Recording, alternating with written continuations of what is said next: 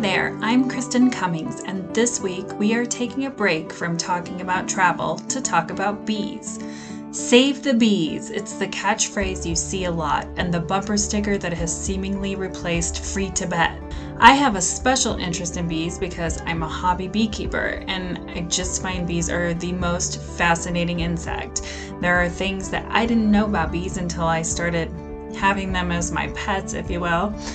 In full disclosure, I am a student. I actually returned to school as an adult to finish what I started, and I only have a few months left, and I'm currently taking an environmental conservation class. And for a project, I'm doing a presentation on endangered species, and since I love the podcast format, I got permission to do it this way. So I just mentioned how much I love my bees, so this was an obvious choice for me for my choice of an endangered species. And specifically, I'm going to be talking about bumblebees. So I'm going to share with you what I've learned, and certainly if you are interested in learning more, I would encourage that, and I've included all my references in the show notes for you. So we're looking at bumblebees. I'll start by telling you how they differ from honeybees, which are usually the bees people think about when they think about bees. What makes bumblebees so cool, what's killing them off, and how you personally can make a difference. There are over 21,000 species of bees in the world, and there are all types of bees. Honeybees, bumblebees, carpenter bees, which are like termites, mason bees, which look like small black little fuzzy flies. There's sweat bees, which are very small and they're attracted to like perspiration. And there's leaf cutter bees. I mean, there's just all kinds. Many people confuse bumblebees with honeybees or think that like the two are interchangeable, but they're not. They're two different species of bees. Honeybees are the ones that produce honey that we're used to, and they're actually not even native to North America. They were brought over from Europe by the settlers. Bumblebees, on the other hand, are native and they're wild, and they don't make a lot of honey. They make just enough to feed their hive, and that's it. So we couldn't domesticate them the way that we have with honeybees because they just don't overproduce like that. So when we're just looking at bumblebees, there's that, I told you, 21,000 species of bees in the world. Well, there's only 250 species of bumblebees. And in the United States, there's 46, and 25 of those can be found in Colorado, which is where I'm at, and that's the area I've focused my research on. So bumblebees are unique for a few reasons and different from honeybees for a few reasons. First, they have thick fur, and they're able to shiver to produce heat to like warm up their flying muscles. So this allows them to fly earlier and later in the day than other types of bees. And they also can fly earlier and later in the year and live in colder climates. So they're just a little bit more flexible. This fur is like Velcro and traps large amounts of pollen, which makes them the most superior pollinator of all the pollinating insects. They also pollinate through sonification, which is also referred to as buzz pollinating. So their buzz creates enough vibration to violently shake a flower, which increases pollination even more. So they're pretty awesome at their job. Bumblebees don't live in hives like we think of with the honeybees. They live underground in burrows, and they make these underground nests from like abandoned rodent burrows, and they live with several dozen bees in one nest, which is significantly fewer than honeybees. Honeybees can have 20 to 80,000 bees per hive. You won't find a bumblebee nest with more than 500, and that's like a well-established bumblebee nest. So the other interesting thing is that these numerous different species of bumblebee, they're each partnered with a specific native plant. And their plant, and they might have a couple plants, but that bee and that plant co-evolve together, and they depend on each other. They have a symbiotic relationship. So their flight times, their active periods of the year, everything has revolved around the species of plant that they're essentially married to. So those specific plants can't survive without their specific species of bumblebee and vice versa. Bumblebees are endangered. Some species are more endangered than others.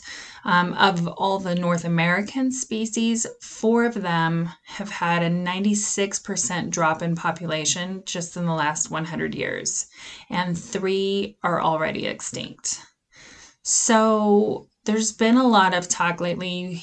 You see it in the media and on social media. Save the bees, and we are hearing that a lot. But what is killing the bees? Like, what are we saving them from? So the honeybees, they face issues with mites and parasites and colony collapse disorder as a result of different pathogens and parasites and from overpopulation in their really large hives. But those are not the kinds of things that are issues for bumblebees. Bumblebees are significantly impacted by climate change, like so many species. Bumblebees are made for colder temperatures. That fur that they're carrying, they're like rounder and fatter than a honeybee or most of the other kinds of bees. So they just, they're made for the cold, and the raising temperatures and the increasing drought weakens the bees. It shortens their lifespan. Climate change is also impacting and endangering plants that the bumblebees rely on for food. And the warmer and wetter winters are leading to like a confusing, poor timing between when the bees emerge after winter and when the plants they need to survive start blooming.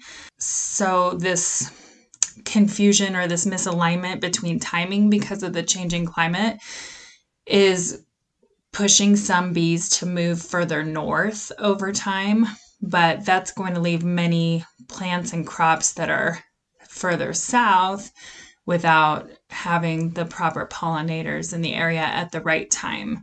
So that's going to really impact those plants if the bees move north for the kind of climate that they're used to.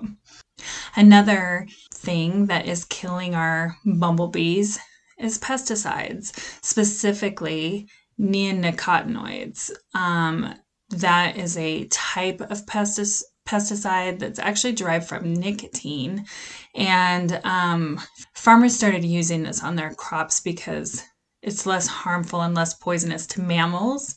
But unfortunately, it creates issues for the bees. It does damage to their nervous system. This makes them unable to fly. They lose their direction. They get confused. They can't maintain a hive because of all this disorientation and confusion. And then they also, when they bring that nectar back from those flowers into the hive, they're bringing that pesticide with them. So they're exposing their entire hive to it as well. Another thing that is hurtful to the bees is habitat loss. As cities and urban sprawl and farmland happen, it creates less foraging options for the bumblebees as their habitat is destroyed and replaced with concrete and cornfields. And so that means they have less diversity in their diets, and they have less safe sheltering options. So another issue is fungal pathogens. Recent studies have shown that starting in the 1990s, there has been a fungus found in collapsed bee populations in the United States, and that this fungus came from Europe. And there's been a link between this pathogen and a lack of genetic diversification within bee populations, and they're not quite sure like what the cause and effect of that is, but that it could certainly be a predictor of bee populations that aren't going to make it because they have seen these two variables in a lot of the bee populations that we've lost. So there's other funguses too. Chalk brood is one of them. We've had that in our personal beehives. It's just a fungus that gets into the brood and turns them into this hardened white pellet that just, you smash it between your thumb and finger and it just turns to powder. So there's parasites like mites that, again, are mostly a honeybee issue, but they're out there. Every beekeeper I know treats for mites multiple times a year because that's so prevalent, and those mites are so invasive, and they will take out an entire hive as well. And then this is really interesting.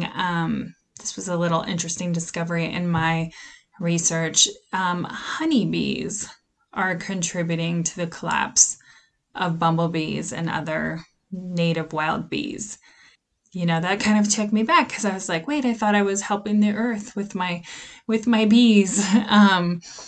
But it's actually not helping those wild bees because, there are just mass quantities of honeybees in commercial apiaries. Like I mentioned earlier, each hive has between 20 and 80,000 bees, and you compare that to the few dozen bumblebees in a hive, and it's just, the bumblebee can't even compete, right? And since the honeybees aren't native, they don't have that partner plant that they're like married to, like the bumblebee does. So they'll just pollinate anything. And so that kind of competition means that for the bumblebee that relies, on those specific plants, it's hard for them to find the food they need if they're competing with such huge amounts of non-native bees. But also it's not good for those plants because honeybees aren't as good of pollinators as bumblebees are. And because the bumblebee's not doing the pollination, the plant isn't reproducing as well either.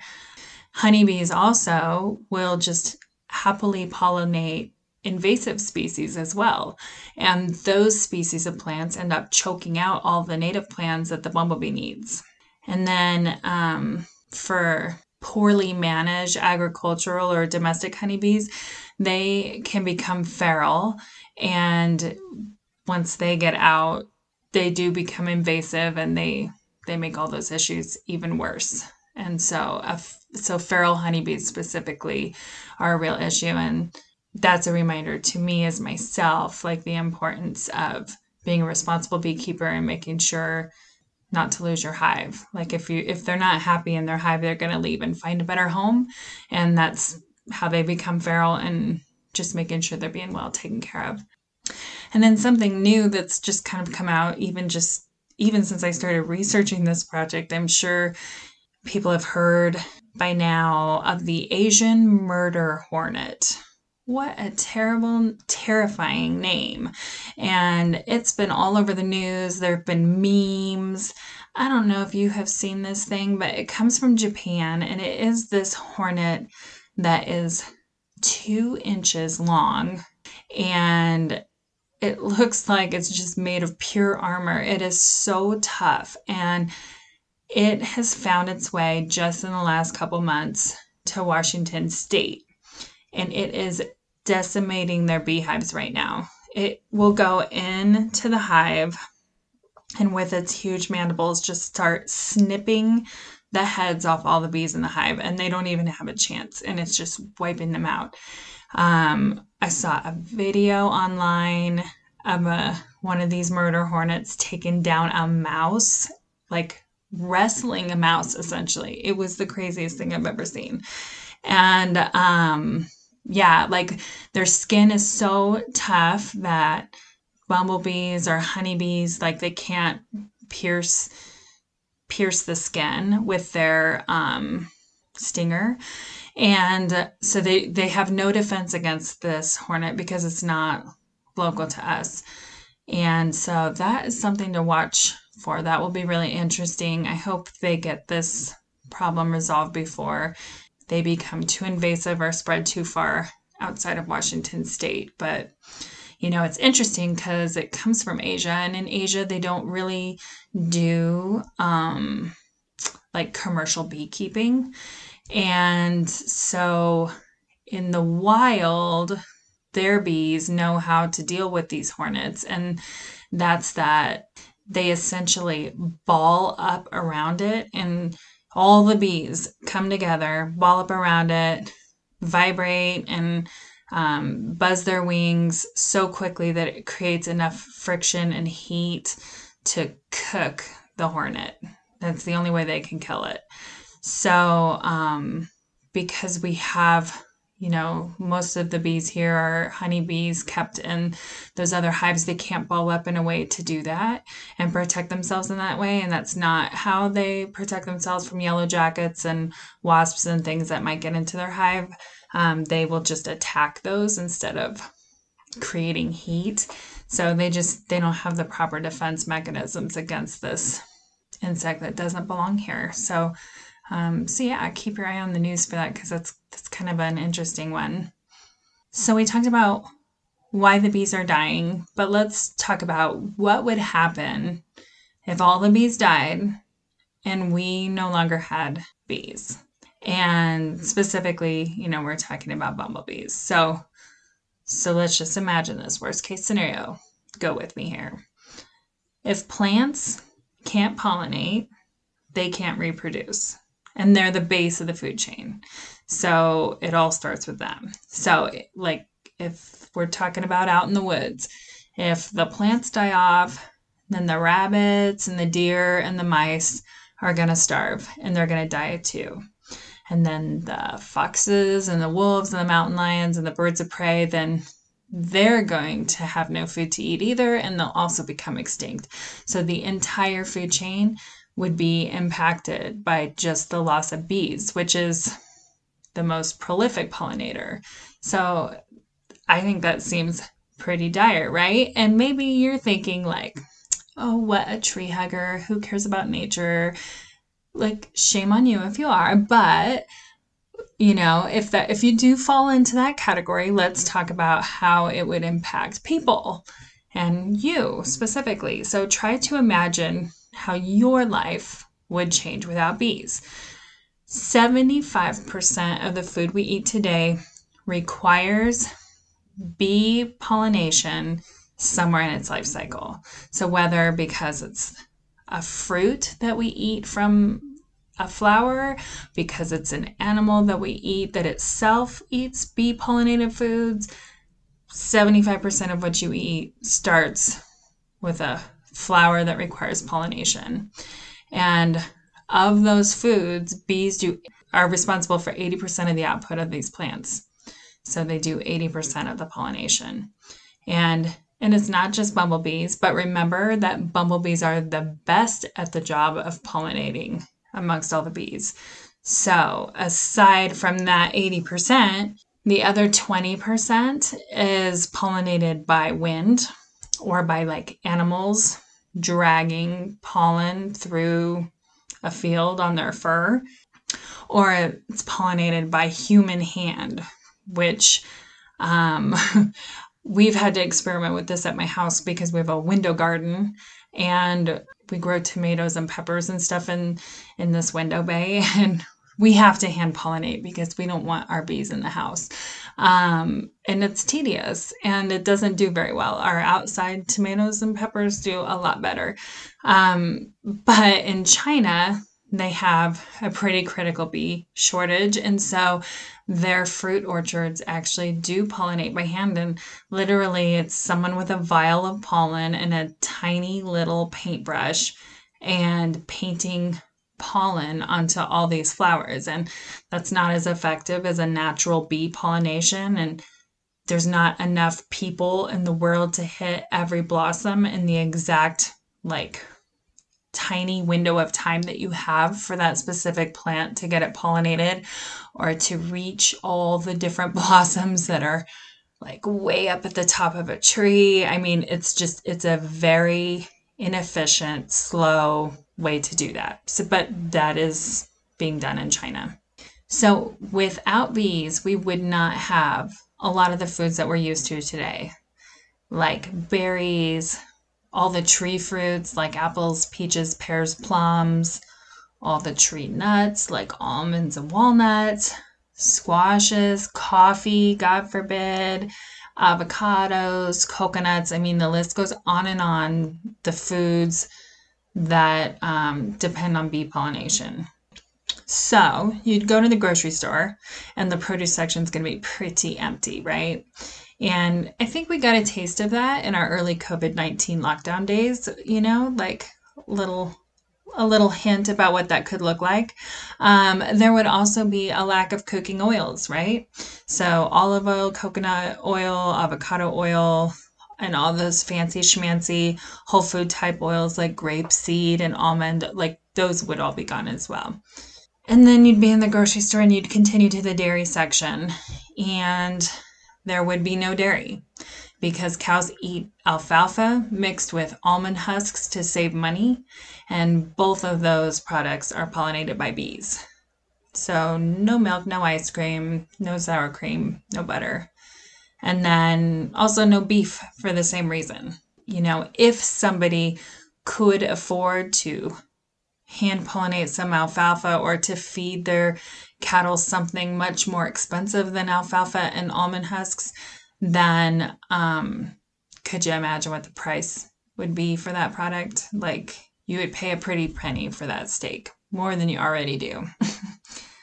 So, and that's across the board. Like, these shortages would just cause the cost of food to skyrocket, because if the crop output is 80% less what little food is grown or what little cattle is raised, it will just be crazy expensive. Can you imagine how expensive a hand-pollinated pear would cost? I think about those beautiful pears that company Harry and David sell that are so expensive. Can you imagine if it was hand-pollinated? I just, like, what would be the price for that pear? I have no idea, but... Or if you think organic beef and dairy products are expensive now, imagine the cost of meat or dairy from cows that were fed expensive hand-pollinated alfalfa. I mean, it's just, I can't even fathom. So essentially what the human diet would look like, which you would find in the grocery store, is it'd just be limited to corn, wheat, soybeans, and rice, as these don't require bees for pollination. These are things that are wind pollinated. And there would still be pork, because pigs will eat anything. And there would still be chickens, because chickens eat non-bee pollinated food as well. So that's essentially what your diet would consist of if there were no bees. And having a diet like that is going to lead to malnutrition. Scientists have found that most of the foods that contain iron, lipids, vitamin A, C, E, calcium, and fluoride come from bee-pollinated plants or animals that eat bee-pollinated plants. So then you're looking at a weakened immune system and issues with like scurvy like they had back in the olden days. A lot of those malnutrition issues, would come back as well. So there would also be no cotton. Cotton is bee pollinated, and cotton is used obviously in clothes. Like 75% of all men's clothing contains at least some cotton. I'm pretty sure that for women it's not quite that high because we like to be fancy.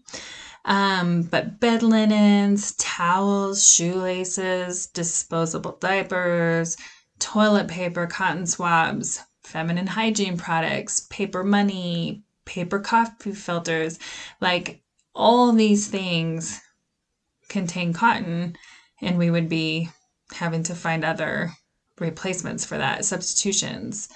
Even pulverized cotton is used as a thickener in toothpaste and ice cream. So just a quick Google search and you would be alarmed at the number of things that we would have to live without if bees were not around to pollinate the cotton for us. So the next issue is that there could be a possible worldwide economic crash, since the entire food and cotton industries would not exist anymore. And COVID-19 has showed us just how sensitive our economy is to major disruptions. And can you imagine, like, if the entire food industry and cotton industry were disrupted in that way? That would impact so many companies, and the number of jobs lost would be the likes of which we have never seen. So famine would be a real issue as well, especially in developing countries. The amount of food that we need to produce to sustain our current and growing population could just not be done sustainably without bees. So, all that gloom and doom, what can you do to make a difference? And hopefully, you heard something in there. Maybe it was when I said like coffee would go away. Maybe you were like, okay, now I'm motivated to make a difference. How can I help? Whatever it was that you heard that made you say, we got to help the bees. Here are some things you can do. The first thing is to plant native plants and flowers in your yard.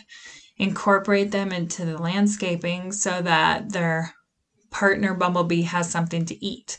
And, if you can find flowers that bloom really early in the spring, that's like bonus points for you, because when they come out of their hive after the winter, if they come out and nothing's blooming, it's really difficult for them to find food in those first few weeks.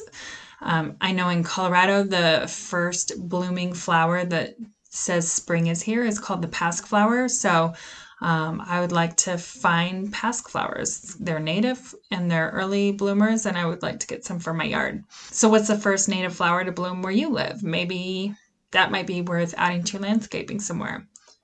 It's pretty cool. I live in Fort Collins, Colorado, and just today in the mail, we got a little brochure from our city's natural area department, and they sent all the residents of Fort Collins a mailer about the importance of planting native plants, and even included a $10 voucher to be used at one of the many participating nurseries, and like a few extra $10 vouchers to give out to friends and family and neighbors.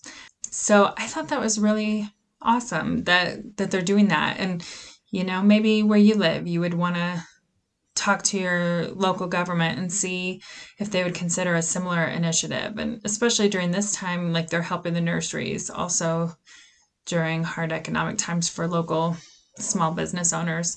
And even like our city's water department, they've sent brochures saying that if people want to do xeriscaping, which is the landscaping that doesn't require watering, it's because it's all native, they're willing to do free consultations so that people can plant beneficial plants and know what they're doing and use less water as well. So it's worth checking to see if possibly your municipality offers some similar benefits. Another thing you can do to make a difference is if you have like a vegetable garden or rose garden, don't use pesticides in your garden. If you do use pesticides, be careful and research which ones that you do use. If you do a search online for what kind of pesticides are safe for bees, you'll get lots of answers. And, I would just, there's organic pesticides that contain the same harmful ingredients that are killing the bees. So don't be fooled by the word organic that you're helping the bees, because you may not be. So I would just recommend that if you must use pesticides, do your research.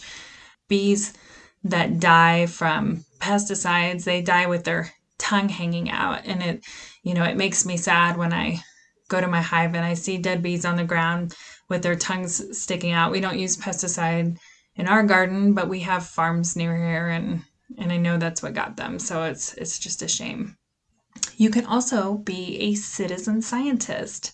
Doesn't that sound lovely? There's a website, and there's a few like this, but the main one is beespotter.org. And what you can do is submit photos, time of year, time of day, of bees that you spot, and it helps scientists track where they're being found and how they're doing in that area. So, that's helpful from a tracking standpoint, and you can be a part of that. Another way you can help bumblebees is to incorporate good nesting places in your yard for them.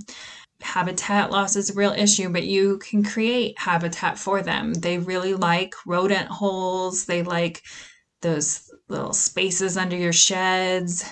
They like shaded corners of the gardens and undisturbed compost piles and areas of your yard that are unmowed or unraked. So essentially, they like the imperfections in your yard. So you should leave some for them. I know you might want to make your yard look beautiful and perfect, and you can, but leave a little bit of mess so that they can get in there and make a home. Sometimes they'll nest even like in the cracks of a home. And just know that bumblebees can't damage your home. They don't eat wood like wasps do or carpenter bees. So they're not doing any harm there. I think that would actually be super cool if I found a bumblebee hive like sticking out the side of my house, but I get that I'm not maybe like most people. But if you do have something like that and you want it removed, call an expert to remove it because they can do so in a way that's not going to destroy it and they'll just relocate it. So yeah, I would recommend doing that to be kind to the bees. There's also, I found this really cool instructional brochure online for how to make a bumblebee nest out of a flower pot.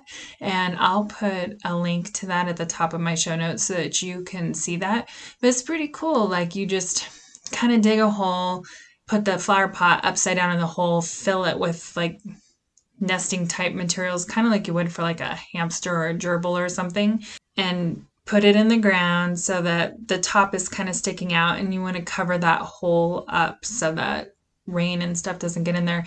But then you have a hose going underground and it goes into that pot and then comes out of the ground. So they have just that little hose hole to get into their little fort. It looks really cool and there's detailed directions. So if you're interested, you can maybe do that this spring. They also sell bee hotels, and you can find these online. Amazon has hundreds of them. 90% of all bees don't live in hives like you think of. 90% of the species, I should say. So, those honeybee hives, that's not how most bees live. Of that 90%, 70% live underground, and 30%, which, that's like the bumblebees, and 30% live in holes. So the bee hotel will attract the hole nesting bees like mason bees and leafcutter bees, and those are solitary bees. They don't hive up. So yeah, if you look on Amazon, you'll see hotels that have holes of all different shapes and sizes to attract all different types of bees, and they recommend that your bee hotel is either east or southeast facing and blocked out of the wind for the most success in attracting them there. Another thing you can do is talk to your legislators about putting a ban on pesticides that harm bees. This is becoming a trend right now, and I think that's awesome. Maryland, Vermont, and Connecticut in the last 2 years have already banned these pesticides, and some European countries and Canada have as well. So here in Colorado, there's currently a House bill on the table for this, and it would go into effect in March of 2021. So a way that you can support the bees is just to encourage your representative to sponsor something similar. Another thing you can do is support companies that are using bee-friendly pesticides. When you're at the grocery store, you get to vote with your dollars. You can also donate to bee conservation organizations that are providing the funding for studies and providing education. And I will put a link to a couple of those in the show notes as well. And also just educate kids to love and respect bees and not to be afraid of them. Bees are so neat, and bumblebees are actually very docile. Most of the species of bees, when they sting you, their stinger is barbed, so it stays in your skin and it pulls out their intestines. Like when the stinger stays in your skin, you also have a string of intestines, and that kills them. So no bee wants to just die. It's just kind of like a last-ditch getaway effort. And, some flying insects have the ability to sting over and over again, like that Asian murder hornet. But that's not true for other bees. And the truth is, if you leave them alone, they may fly right past you, but they really don't want anything to do with you. And, I go out to my beehives all the time, and bumblebees are even more docile than honeybees. And, when I go out to the hives, unless we're getting in the hive, I don't wear any kind of protection. I'm just watching them, and they're all around me, but they don't have any interest in me. And I have a 16-year-old son, and, those bees are his babies, and he gets in there without gloves even because he says that he can feel easier that he's not smushing them with his gloves when he just goes in there barehanded. So, certainly he has been stung, but it's usually because they're just angry at something else. They've got, it's a windy day or it's raining or it's, almost winter and they don't want you taking their honey or something like that. So teach kids that the bee is really neat. The bee does a lot for us. All that food we eat is because of the bee and not for that first reaction to be a bee, kill it, because that's how I was raised. So I think that would help them too, is just to kind of change the stigma around bees. And the focus of my research was on bumblebees, but most of what I said applies to all native bees. They're all pollinators that specific plants rely on, and they all face the same plight. So any efforts that you make to help the bumblebees will help many other bee species as well. So I know this was a change from my normal podcast, and it sounds a little bit like a book report, a little bit like a soapbox, but either way, I hope you learned something today, and I hope it inspires you to save the bees. And to my classmates and my professor who made it all the way through this thing, I know it was a lot longer than the 5-minute presentation that we were asked to do. I just want to thank you for listening, and I hope it was interesting to you, and I wish you luck on the rest of your semester. Thanks everyone, and have a great day.